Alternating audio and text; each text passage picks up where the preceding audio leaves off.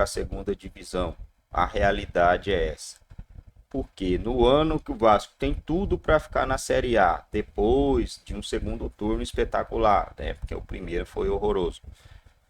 O Vasco tem a quinta colocação, estaria na briga pela Libertadores no segundo turno, estaria ali pegando uma pré-Libertadores nesse exato momento.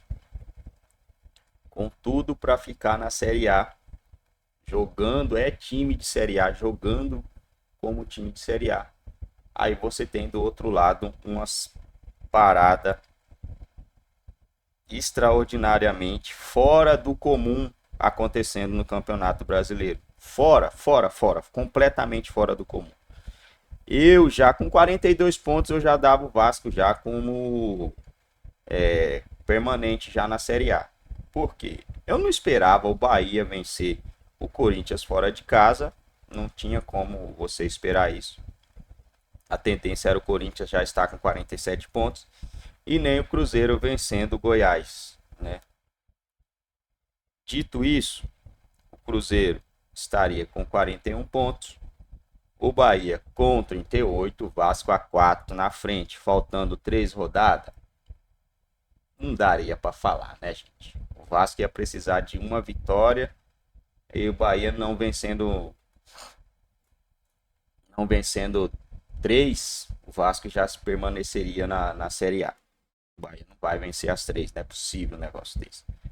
Mas o Vasco pode ficar na Série B, pode ir para a Série B se não vencer o Corinthians hoje. E o torcedor vascaíno tá com o coração apertado nesse momento, porque existe um tabu.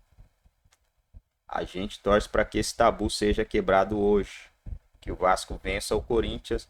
E mesmo o Vasco vencendo o Corinthians, não significa que ele escapou do rebaixamento. Porque o Bahia joga contra o São Paulo, o Bahia pode ir ainda a 44. O Santos enfrenta o Fluminense. Olha, é jogo difícil. Mas assim, cara, é doideira, né? O Fluminense, para mim, tem time para vencer o Santos tranquilamente na Vila Belmiro. E aí a gente tem o Cruzeiro que pega o Atlético Paranaense. Hoje é 28, amanhã é 29, na quinta-feira. O Cruzeiro enfrenta o Atlético Paranaense na quinta-feira, jogando no Mineirão sem torcida. Cenário. O Vasco venceu o Corinthians hoje e secar o resto. Olha só, tem que vencer o Corinthians e secar o resto para permanecer.